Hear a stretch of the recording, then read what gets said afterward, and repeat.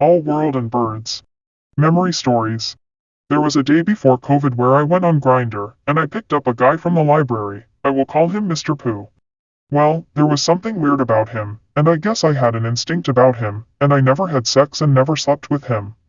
But I did help him out after I heard about what he went through with his family about them overreacting or just manipulating the situation when he had a knife in his hand, but was never going to use it, and his brother took him down, and they told the police that he had a knife and was going to use it.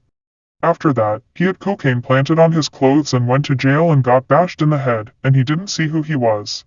He is a bitch and talks shit, so I can guess what the possible reasons were. Now he didn't have a place to stay, so I told him he could stay at my place. He was somewhat okay in the beginning, meaning he wasn't being terrible.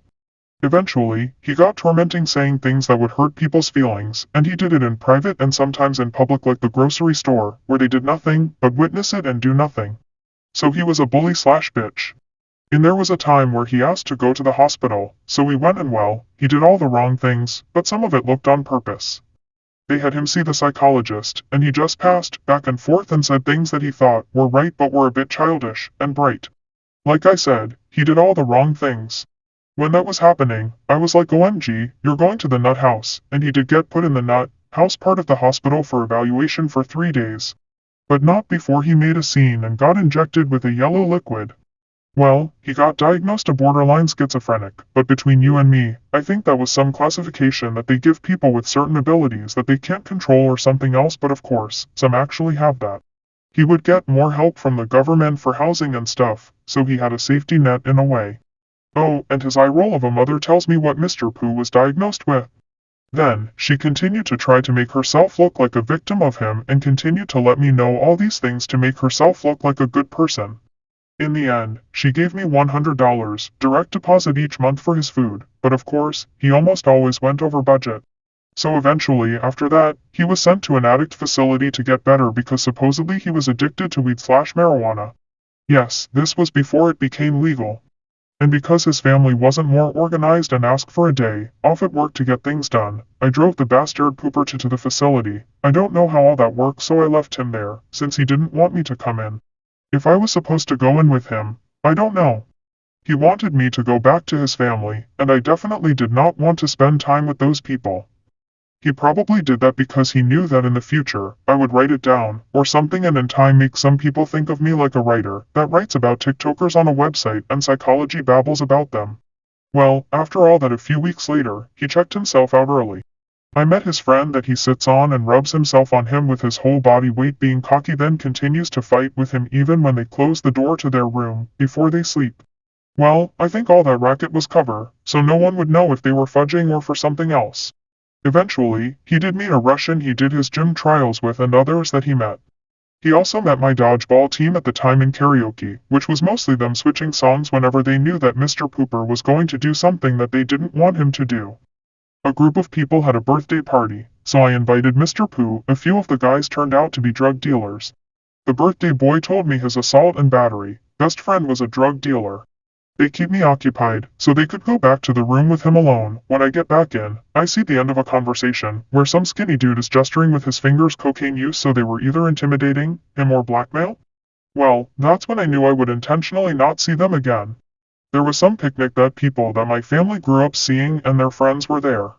I brought Mr. Poop there and saw that some of them acted weird, like there was something known to them, but were trying to act normal like nothing was happening or that they didn't know something.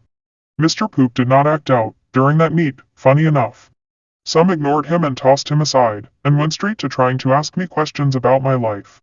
After that, one of the mothers asked my mother without going straight to me if he was my boyfriend. I mean, she isn't related to me at all, so she is either nosy, or there is something else she was trying to accomplish.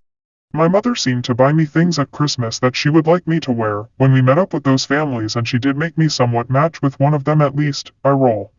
That was the nosy mother's son. Her son had some instances where he would say the same thing as I did to my mother when I was in private and at home away from them. And there were some instances that with his brother that didn't match up until the future, when things actually happened and I could see what they were trying to do and that they definitely didn't care for me much, or if they did, they are a bit twisted. Also, their mother once asked me if I felt alright. I said I was so-so, and she was pretty much like, oh great, you feel like me, not that well. bit twisted, or they just don't hear themselves the way others would. Not to mention that the girl that put her attention on me had an ex-boyfriend, which eventually I would see randomly one day on my part in Toronto, in a park washroom or someone, looking like him when I needed to go pee. I was covered up, and he proceeded to try and make it seem like I should not be in there pretending I was a girl, but he wasn't the only one who tried that. And when they were still together there was a time where they came to my house with her sister ate pizza. It was defective, and for some weird reason the boyfriend, beside in front of the others, puts his hand on the table like an invitation while he has a stare down with his girlfriend's sister, and his girlfriend looks down not making eye contact. It was weird to say the least. I can see some of the possible reasons that some people left my family's friend group when I was a child for a reason. Getting back on track. Mr. Poop got put in jail again, and eventually had a court date. Well, me not thinking walked into the courthouse with a weapon or two. They opened my bag and found them, and they told me one of them was not legal. Oops. Well, they told me that since I was already here, they can say they already arrested me, but I know they just thought I was someone, trying to get arrested to be thought of like someone, also they crossed me off like nothing. Ha ha. Suckers. So after putting my things away, I went in and met up with Mr. Poop's lawyer, which was with his friend or coworker lawyer. He seemed to have things up his sleeve, and let me be unaware of, when I was able to go in. When he went in without me, his friend's face showed dislike for me. I could tell she thought I was some dumb dude and thought I was worthless bug to squish. In the end, he was free and got driven back by his lawyer. There was one point where he went back to his house and got arrested and he told me he was recording the phone call and everything till now, so I just stayed back and listened to the conversation on his phone, and before I could get through it to see if he was telling the truth, so it could be used for his benefit, the cops let him go for some reason. One of random day, I drive him home, but on the way, he wants water and from the Starbucks drive-through, and for some reason, I thought it would be a bottle of water, so I just told him there is some at home and we were like 1 minute away or so. He ended up punching me on the head while I was driving. I just kept on driving until I was home. If he wants out, he could go when I'm safely back home. That fart.